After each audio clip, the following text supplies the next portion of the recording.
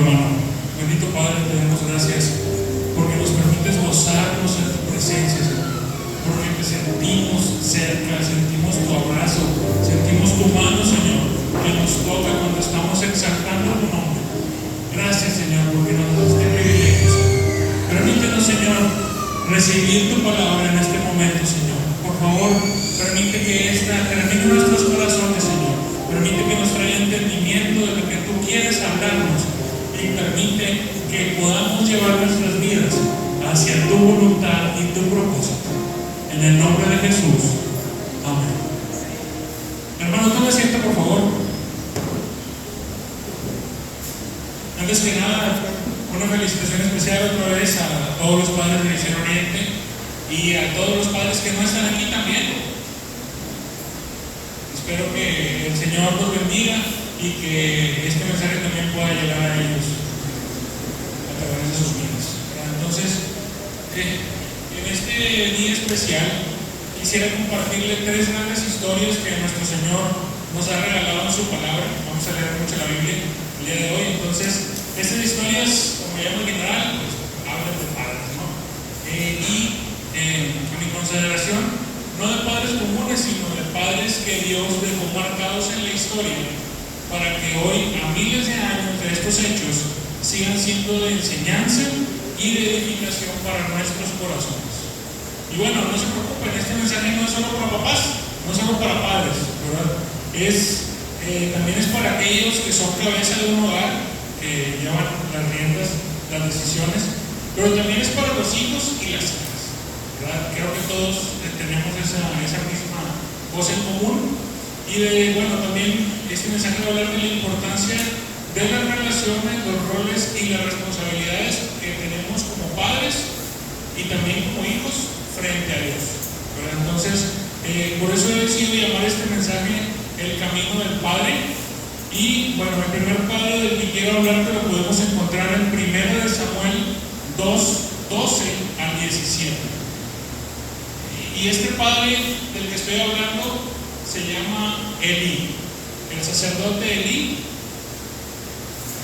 Algunos recordarán a Elí porque fue aquel que recibió a Samuel, el que le ayudó a crecer también en el Señor. Pero bueno, en este caso, de quien quiero hablarles inicialmente es de sus hijos.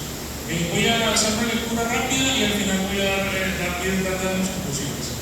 Los hijos de Elí eran hombres impíos y no tenían conocimiento de Jehová.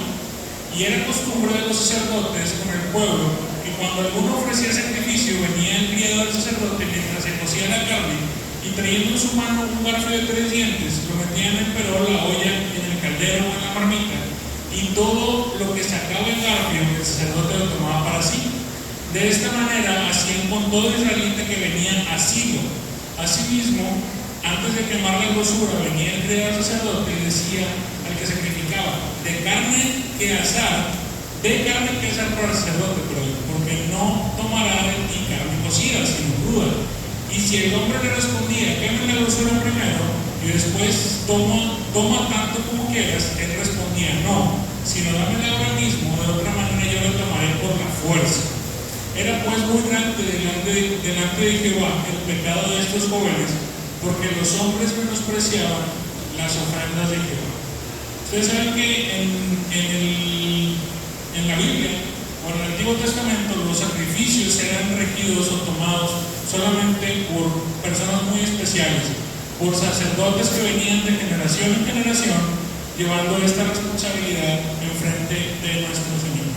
Entonces, estos hijos estaban haciendo las labores de su padre, les estaban haciendo con total despreocupación, con total falta de respeto, y estaban tomando para ellos mismos un beneficio, no sacando un beneficio de su posición. Vamos a continuar en 1 Samuel 2:22. Dice: pero Elí era muy viejo y oía de todo lo que sus hijos hacían en todo Israel, y como dormían con mujeres que velaban a la puerta del tabernáculo de reunión, y les dijo: ¿por qué hacéis cosas semejantes? ¿Por qué yo oigo de todo este pueblo vuestros malos procederes? No, hijos míos, porque no es buena fama lo que yo oigo, pues hacéis pecar al pueblo de Jehová. Dice: si pecare el hombre contra el hombre, los jueces lo juzgarán, Mas si alguno pecare contra Jehová, ¿quién rogará por él? Pero ellos no oyeron la voz de su padre, porque Jehová había resuelto hacerlos morir. Prácticamente esto que hizo Elí, pues nada más fue un gane-gane, ¿no? Un manazo. Yo creo que, la verdad, a ese nivel de pecado estamos hablando de fallas muy grandes. Y pues obviamente el sacerdote Elí, ya avanzado en edad, no fue capaz de corregir a sus hijos en ese momento. Continuamos en 1 Samuel 2:27 y dice: y vino varón de Dios a Elí y le dijo así: así ha dicho Jehová, no me manifesté yo claramente en la casa de tu padre cuando estaban en Egipto en casa de Faraón. Yo le escogí por mi sacerdote entre todas las tribus de Israel para que ofreciera sobre mi altar y quemase incienso y llevase el fuego delante de mí, y di a la casa de tu padre todas las ofrendas de los hijos de Israel. ¿Por qué habéis hollado mis sacrificios y mis ofrendas que yo mandé ofrecer en el tabernáculo, y has honrado a tus hijos más que a mí? Engordaos de lo principal de todas las ofrendas de mi pueblo Israel. Por tanto, Jehová, Dios de Israel, dice: yo había dicho que tu casa y la casa de tu padre andarían delante de mí perpetuamente, mas ahora ha dicho Jehová: nunca yo tal haga, porque yo honraré a los que me honran, y los que me desprecian serán tenidos en cuenta. He aquí vienen días en los que cortaré tu brazo y el brazo de la casa de tu padre, de modo que no haya anciano en tu casa. Verás tu casa humillada, mientras Dios colma de bienes a Israel, y en ningún tiempo habrá anciano en tu casa. El varón de los tuyos, que yo no corte de mi altar, será para consumir tus ojos y llenar tu alma de dolor, y todos los nacidos en tu casa morirán en edad viril. Te será por señal esto que acontecerá a tus dos hijos, Ofni y Finees, ambos morirán en un día. Y yo me suscitaré un sacerdote fiel que haga conforme a mi corazón y a mi alma, y yo le edificaré casa firme y andará delante de mí ungido todos los días. Yo creo que es impactante cuando nosotros sentimos que el Espíritu Santo nos está diciendo que estamos yendo por mal camino, que nuestras acciones están teniendo un resultado que no es favorable, que no es de bendición, y estamos perdiendo el tiempo. A veces nos engañamos y decimos: no pasa nada, al cabo nadie lo está viendo, o si dejo que mis hijos hagan o no hagan, pues no pasa nada. Pero en este momento en el que este hombre de Dios viene allí, pues ya hay una determinación de Dios, ya hay una decisión de dejar morir a sus hijos, y hay una profecía de que ambos van a morir el mismo día. Más adelante es cuando Dios habla a Samuel por primera vez y le da palabra sobre Elí y su familia precisamente. Vamos a jugarnos a 1 Samuel 3:11, por favor. Y Jehová dijo a Samuel: he aquí haré yo una cosa en Israel, que a quien la viere le retimirán ambos oídos. Aquel día yo cumpliré contra Elí todas las cosas que he dicho sobre su casa, desde el principio hasta el fin, y le mostraré que yo juzgaré su casa para siempre por la iniquidad que él sabe, porque sus hijos han blasfemado a Dios y él no los ha estorbado. Voy a hacer una pequeña pausa aquí. Esta pequeña parte, este pequeño versículo que dice no les ha estorbado, yo les quiero compartir que es una de las partes de la Biblia que más me ha impactado como padre. El no estorbar a sus hijos es algo que me marcó y que obviamente me hizo pues razonar hacia mí mismo, ¿no? Y ver qué cosas tenía que mejorar para poder cumplir con la voluntad de Dios. Y bueno, continuando, dice: por tanto yo he jurado a la casa de Elí que la iniquidad de la casa de Elí no será expiada jamás, ni con sacrificios ni con ofrendas. Y Samuel estuvo acostado hasta la mañana y abrió las puertas de la casa de Jehová, y Samuel temía descubrir la visión a Elí. Llamando pues Elí a Samuel, le dijo: hijo mío, Samuel. Y él respondió: heme aquí. Y Elí dijo: ¿qué es la palabra que Dios te habló? Te ruego que no la encubras, así te haga Dios y aún te añada si me encubres palabra de todo lo que te habló. Y Samuel se lo manifestó todo, sin encubrirle nada. Entonces él dijo: Jehová es, haga lo que bien le pareciera. Qué complicado la actitud del hijo. Ser un varón de Dios, ser una persona que tenía gran preparación, que venía de una, pues no sé si decir dinastía, de una herencia de sacerdotes, y simplemente resignarse a, pues las cosas están mal, así son, y si Dios quiere castigarme por eso, ¿qué puedo hacer? Yo no hago nada, simplemente me dejo llevar sobre el mismo camino, y por eso ahora es donde quiero hablarles de camino. Él decide seguir en el mismo rumbo, ¿sí? Mis hijos están pecando, ya tenemos una mala reputación con el pueblo de Israel, yo no estoy haciendo nada, Dios ya me dijo que me va a castigar. Es exactamente la actitud que tomó él. Y por último, pasadas estas advertencias, los israelitas fueron a la guerra contra los filisteos y llevaron el arca de Dios. Y ese día, en esa batalla, sucedieron muchas cosas. El arca fue tomada, los israelitas fueron vencidos, humillados, y los hijos de Eli fueron muertos en batalla. Y vamos a movernos a la primera de Samuel 4:12. Dice: y corriendo de la batalla, un hombre de Benjamín llegó el mismo día a Silo, rotos sus vestidos y tierra sobre su cabeza. Y cuando llegó, he aquí que Elí estaba sentado en una silla vigilando junto al camino, porque su corazón estaba temblando por causa del arca de Dios. Llegado pues aquel hombre de la ciudad y dadas las nuevas, toda la ciudad gritó. Cuando Elí oyó el estruendo de la gritería, dijo: ¿qué estruendo de alboroto es este? Y aquel hombre vino a prisa y dio las nuevas a Elí. Era ya Elí de edad de 98 años, y sus ojos se habían oscurecido, de modo que no podía ver. Dijo pues aquel hombre a Elí: yo vengo de la batalla, he escapado hoy del combate. Y Elí le dijo: ¿qué ha acontecido, hijo mío? Y el mensajero respondió diciendo: Israel huyó delante de los filisteos, y también fue hecha gran mortandad en el pueblo, y también tus dos hijos, Ofni y Finees, fueron muertos, y el arca de Dios ha sido tomada. Y aconteció que cuando hizo mención acerca del arca de Dios, Elí cayó hacia atrás de la silla, al lado de la puerta, y se desnudó y murió, porque era hombre viejo y pesado, y había juzgado a Israel 40 años. Más adelante, para los que quieran continuar la lectura en sus casas, dice también que la nuera de Elí, por la impresión, dio a luz y murió. Entonces, aparte de esto, toda la maldición que carrió, la falta de actitud, la falta de contundencia de Elí como padre, maldijo a sus hijos y a su siguiente generación, y dejó a su nieto huérfano en una familia quebrada, en una familia que fue maldecida por el pecado.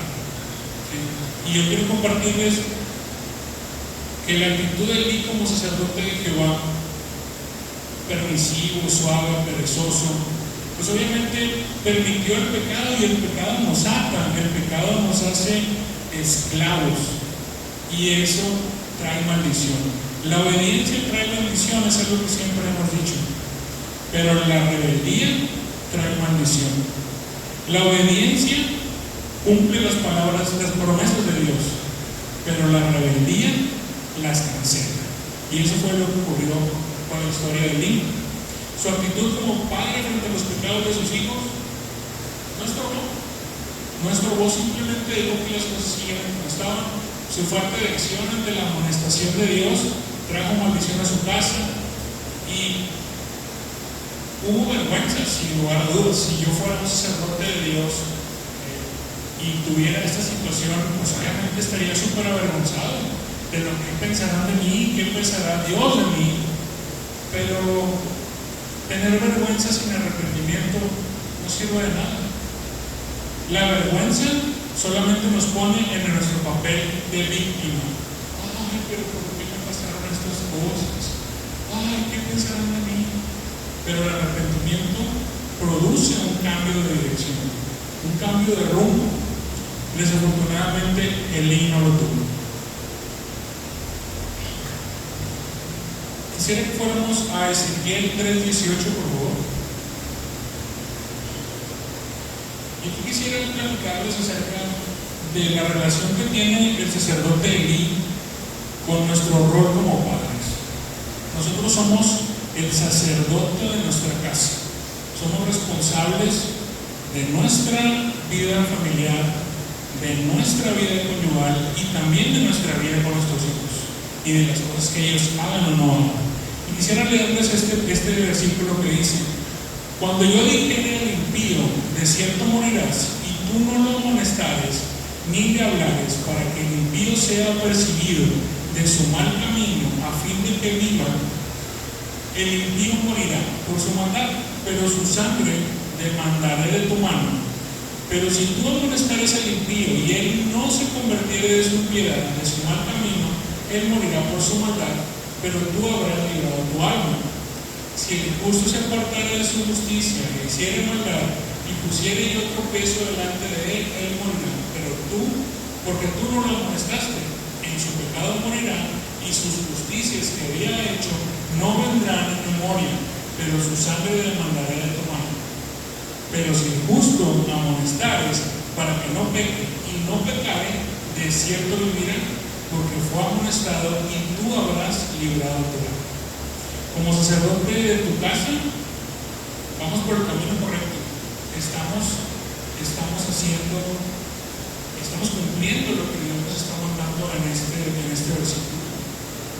Para mí es muy importante. Para mí como sacerdote de mi casa es muy, muy importante saber que estorbo y corrijo a mis hijos y buscar ser su ejemplo en todo lo que hago. Y obviamente poner a Dios como prioridad para ellos y para mí, porque yo soy su ejemplo. Es muy importante. Nosotros somos el catalizador de bendición o maldición para nuestros hijos. Lo que nosotros hagamos está en nuestras manos. Estoy seguro que si nosotros como padres permitimos que ellos vayan por un camino de mal, por un camino de pecado, estoy seguro que Dios nos va a pedir cuentas de eso. Nos va a pedir cuentas de eso. Muy bien, entrando en la segunda historia, se trata de un hombre que Dios amó y estoy seguro que sigue amando. Se trata del rey David. Vamos a ir a 2 Samuel 11:2. Esta historia está más cortita, no se me desesperen. Y bueno, es la historia en la que nos cuenta acerca del pecado de David. ¿Sí? Dice: y sucedió un día, al caer la tarde, que se levantó David de su lecho y se paseaba sobre el terrado de la casa real, y vio desde el terrado a una mujer que se estaba bañando, la cual era muy hermosa. Envió David a preguntar por aquella mujer, y le dijeron: aquella es Betsabé, hija de Eliam, mujer de Urías Heteo.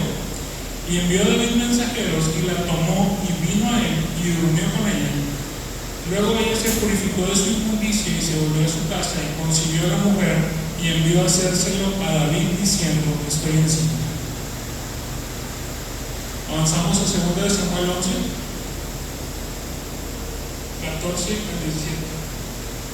Se venía la mañana, escribió David a Joab una carta, la cual envió por mano de Urías, y escribió una carta diciendo: poned a Urías al frente en lo más recio de la batalla, y retiraos de él para que sea herido y muera. Así fue que cuando Joab sitió la ciudad, puso a Urías en el lugar donde sabía que estaban los hombres más valientes, y saliendo luego de la ciudad pelearon contra Joab, y cayeron algunos del ejército de los siervos de David, y murió también Urías Heteo. David no solo pecó adulterando, sino también fue el autor intelectual de un asesinato. Usó todos sus recursos, usó toda su mente para planear el asesinato del esposo de la mujer que deseaba y obtener obviamente el cumplimiento de ese deseo. Y en 2 Samuel 11, del 26 al 27, encontramos que dice: oyendo la mujer de Urías que su marido Urías era muerto, hizo duelo por su marido, y pasado el luto, envió a David y la trajo a su casa, y fue ella su mujer, y le dio a luz un hijo. Mas esto que David había hecho fue desagradable ante los ojos de Jehová. Y envió Jehová a Natán a David, y viniendo él le dijo: había dos hombres en una ciudad, uno rico y el otro pobre. El rico tenía numerosas ovejas y vacas, pero el pobre, no tenía más que una sola corderita, que él había comprado y criado, y que había crecido con él y con sus hijos juntamente, comiendo de su bocado, bebiendo de su vaso y durmiendo en su seno. La tenía como a una hija. Y vino uno del camino al hombre rico, y este no quiso tomar de sus ovejas y de sus vacas para guisar para el caminante que había venido a él. Entonces encendió el furor de David en la manera contra aquel hombre y dijo a Natán: vive Jehová, que el que tal hizo es digno de muerte, y debe pagar la cordera con 4 tantos, o sea, 4 veces más, porque hizo tal cosa y no tuvo misericordia. Entonces dijo Natán a David: tú eres aquel hombre. Así ha dicho Jehová, Dios de Israel: yo te ungí por rey sobre Israel y te libré de la mano de Saúl. Te di la casa de tu señor y las mujeres de tu señor en tu seno. Además te di la casa de Israel y de Judá. Y si esto fuera poco, te habría añadido mucho más. Porque pues tuviste un poco la palabra de Jehová, haciendo lo malo delante de sus ojos. A Urías Heteo heriste a espada y tomaste por mujer a su mujer, y a él lo mataste con la espada de los hijos de Amón. Por lo cual ahora no se apartará jamás de tu casa la espada, por cuanto me menospreciaste y tomaste a la mujer de Urías Heteo para que fuera tu mujer.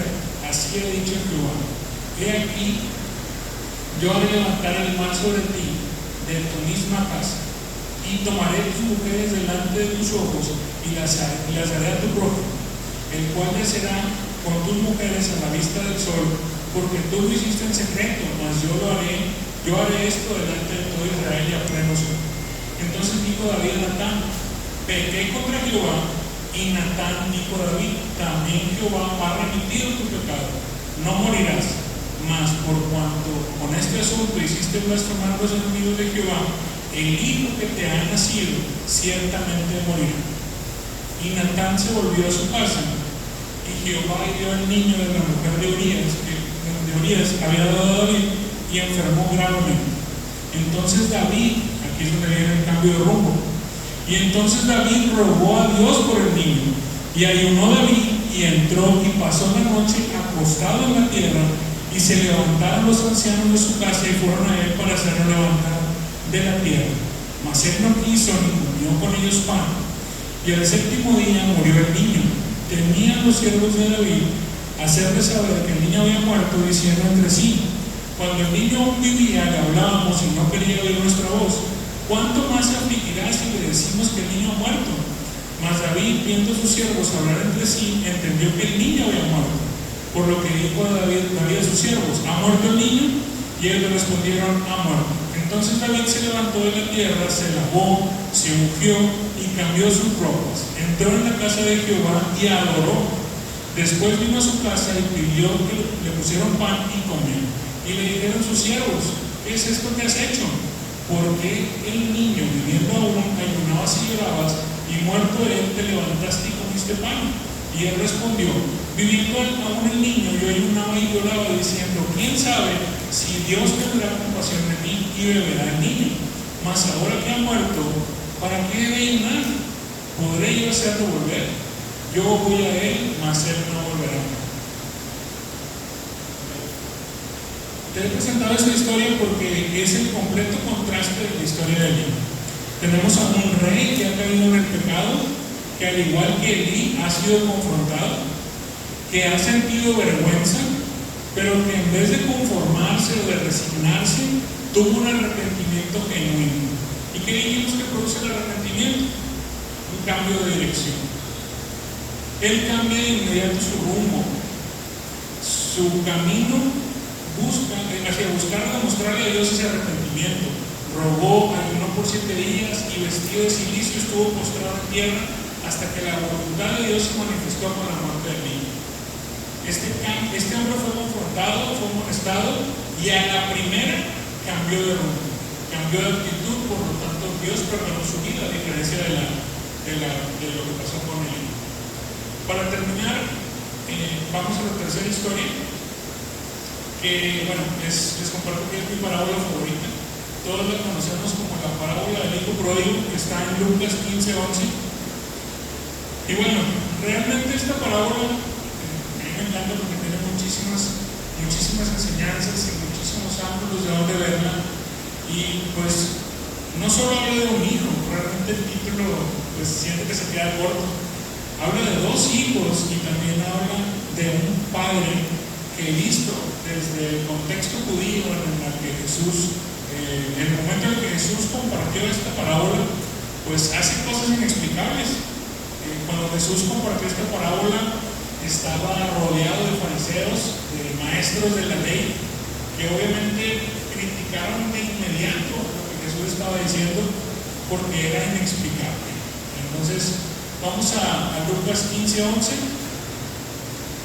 Y también dijo, un hombre tenía dos hijos, y el menor de ellos dijo a su padre: Padre, dame la parte de los bienes que me corresponden, y les repartió los bienes. No muchos días después, juntándolo todo, el hijo menor se fue lejos a una provincia apartada, y ahí desperdició sus bienes viviendo perdidamente.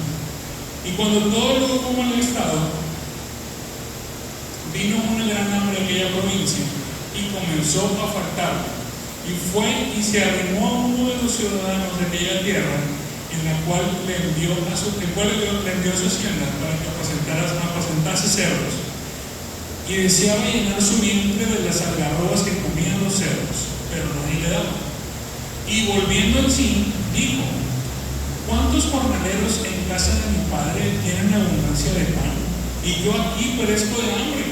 Me levantaré e iré a mi padre y le diré: Padre, he pecado contra el cielo y contra ti. Ya no soy digno de ser llamado tu hijo. Hazme como a uno de tus jornaleros. Y levantándose, vino al padre, y cuando aún estaba lejos, le vio su padre, y fue movido a misericordia, y corrió, se echó sobre su cuello, le besó. Y el hijo le dijo: Padre, he pecado contra el cielo y contra ti, ya no soy digno de ser llamado tu hijo.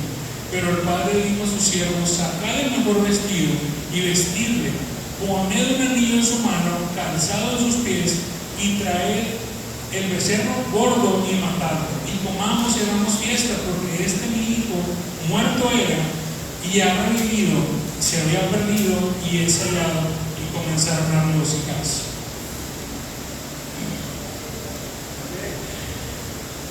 El hijo menor, al pedir su herencia, prácticamente le estaba diciendo a su padre que no le importaba su vida. En el contexto judío, esto era digno de muerte. Prácticamente le estaba diciendo que prefería verlo muerto, que solo le interesaba su herencia. Pero el amor del padre lo hace ser algo totalmente opuesto. Le entrega su herencia, dejando en el hijo la libertad de tomar su decisión. Y es la misma libertad que el padre nos da con las bendiciones y con la herencia que tenemos al ser sus hijos. Luego después el hijo malbarata su herencia, la herencia del padre, para vivir en excesos y en pecado, para vivir libertinamente, para malgastar. ¿Y qué hacemos cuando vivimos cuando alguien vive en este tipo de ambientes?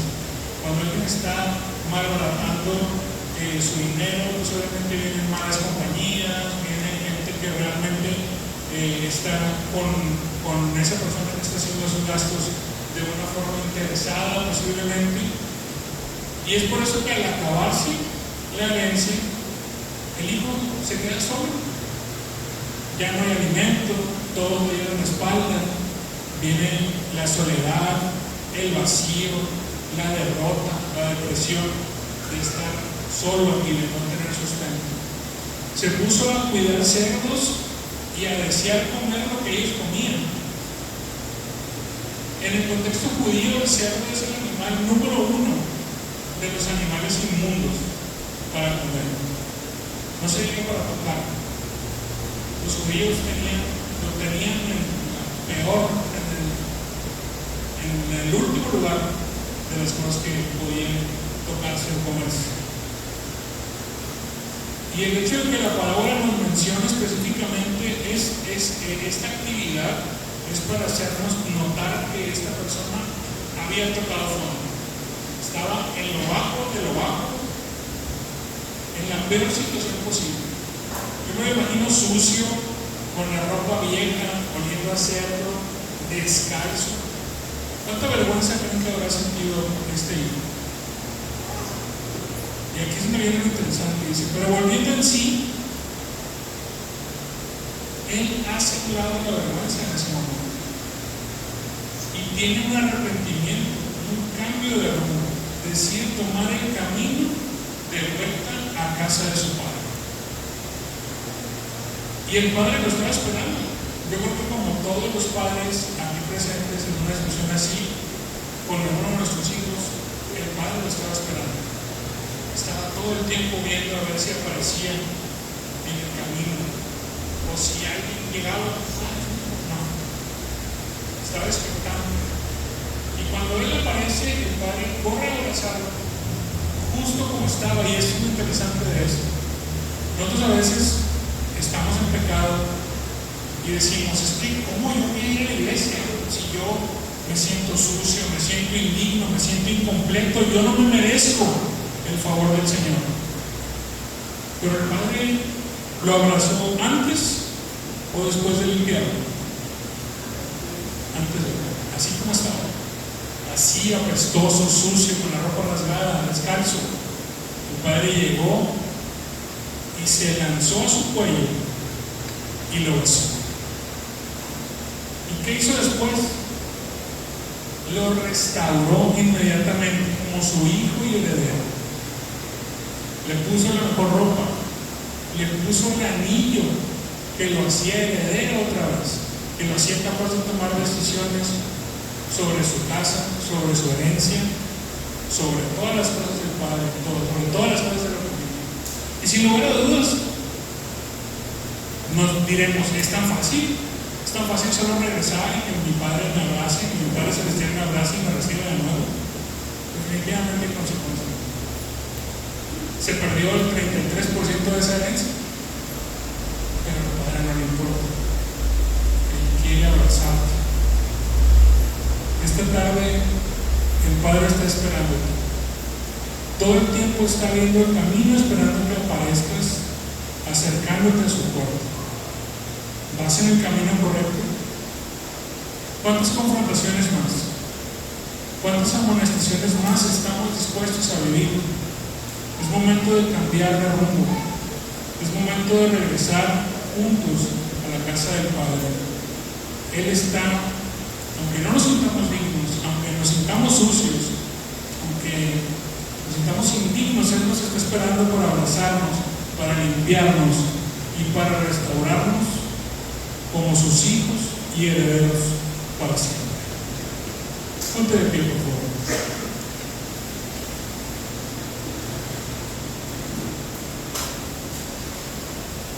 Si este mensaje ha tocado tu corazón, por favor, acompáñame en esta oración para pedirle a nuestro Señor que nos restaure, que nos limpie y que nos lleve a cumplir su voluntad.